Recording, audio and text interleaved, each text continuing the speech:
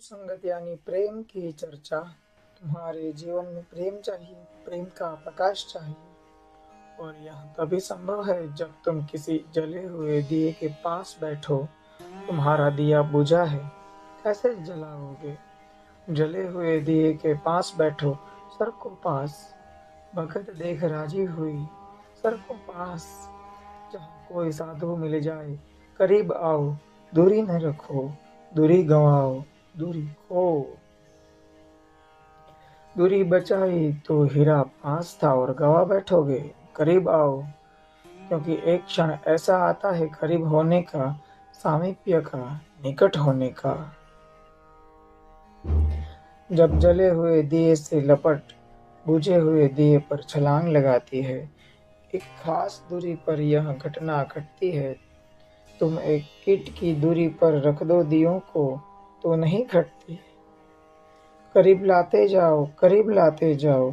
एक क्षण ऐसा आता है, अभी भी दूरी है, लेकिन अब इतनी दूरी नहीं है कि लपट छलांग न ले सके। लपट छलांग ले लेती है। जहाँ एक दिया जलता था, वहाँ दो दिए जल जाते हैं। यही शिष्यत्व है, यही साधु संगत है। साधु संगति के बिना रोशनी नहीं होगी, रोशनी के बिना रोशनी नहीं होगी। नमू दे जिंदगी का राज क्या है? मैं खुद क्या हूँ, मेरी आवाज क्या है?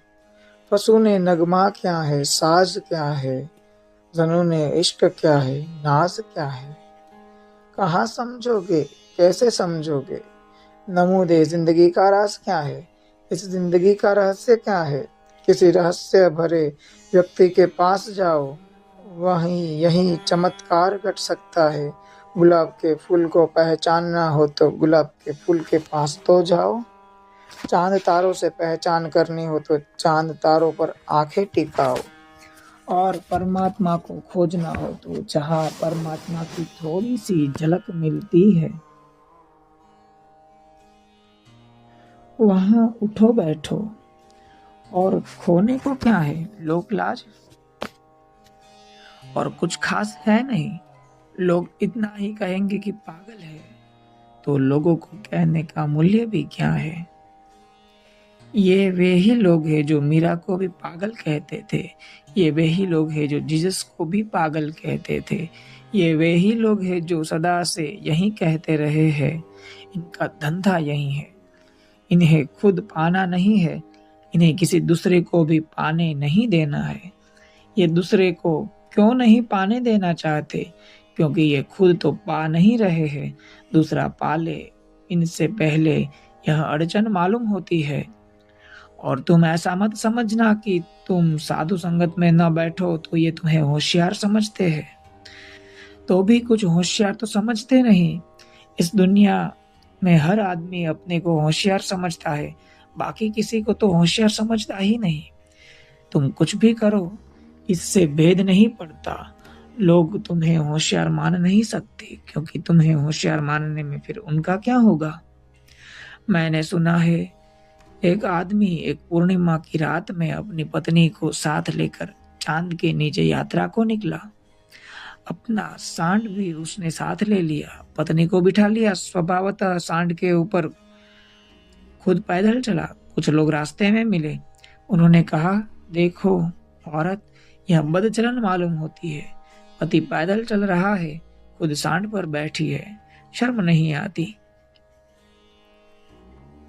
तो पत्नी ने कहा कि यह तो बात ठीक नहीं, मुझे नीचे उतार दो, तुम बैठ जाओ। तो पत्नी नीचे चलने लगी, बेचारा आदमी बैठ गया। थोड़ी देर बाद दूसरे लोग मिले, उन्होंने कहा, यह देखो, इन महाशय को देखते हो, हजरत को तो देखो, बेचारी औरत तो पैदल चल रही है, खुद मुस्तंडे की तरह है, सांड पर बैठे हुए है, शर्म नहीं आती? तो उस आदमी ने कहा कि यह तो बड़ा खतरनाक मामला है। तो वे दोनों बैठ गए। अब और क्या करें, दोनों बैठ गए। थोड़ी देर बाद फिर कुछ लोग मिले, उन्होंने कहा, यह देखो, अरे मार डालोगे सांड को, कुछ तो दया करो, दो दो चढ़कर बैठे हो एक सांड पर, कुछ दया भाव रखो, पशु भी आखिर प्राणी है।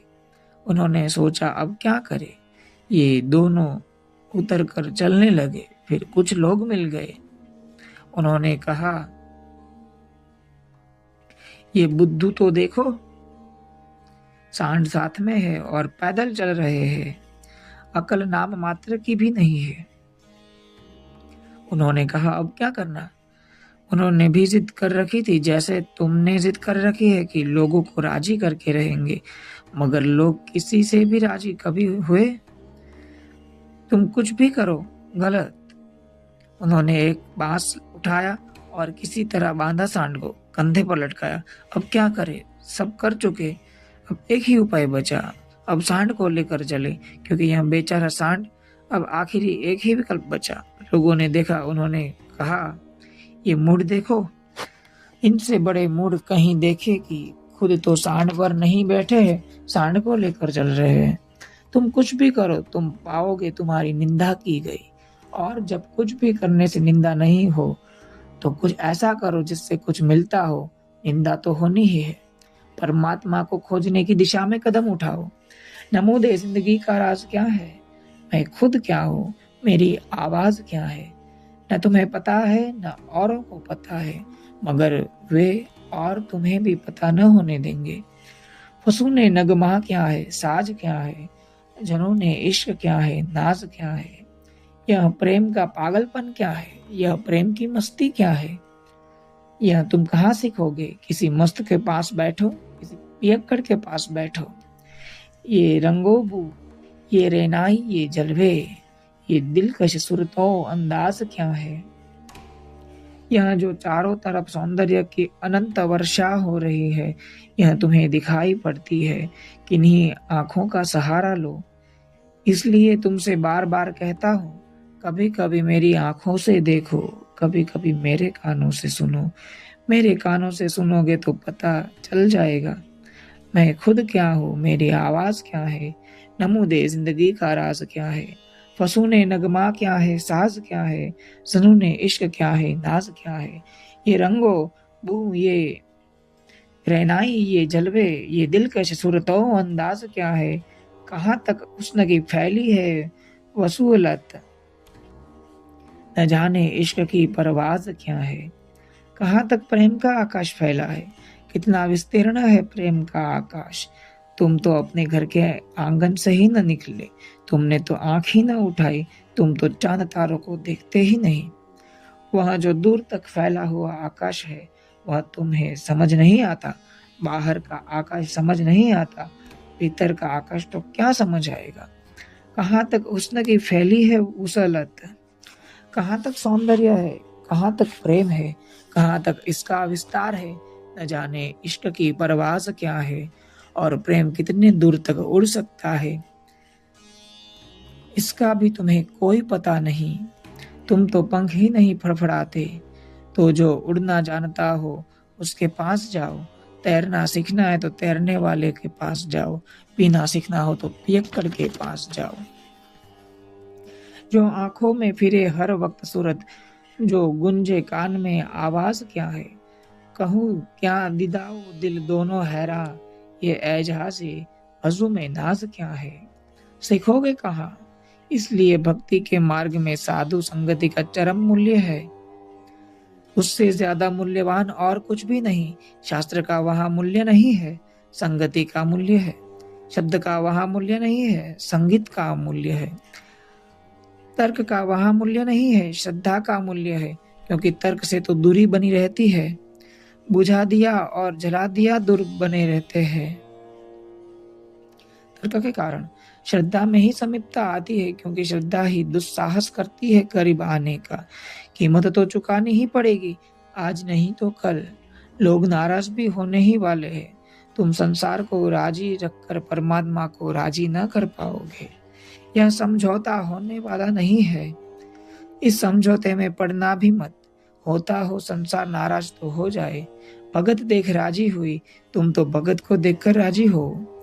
ये पाठ महंगे हैं शुरू में, क्योंकि शुरू में ऐसा लगता है कि संसार सब कुछ है। भगत के पास क्या है, संत के पास क्या है?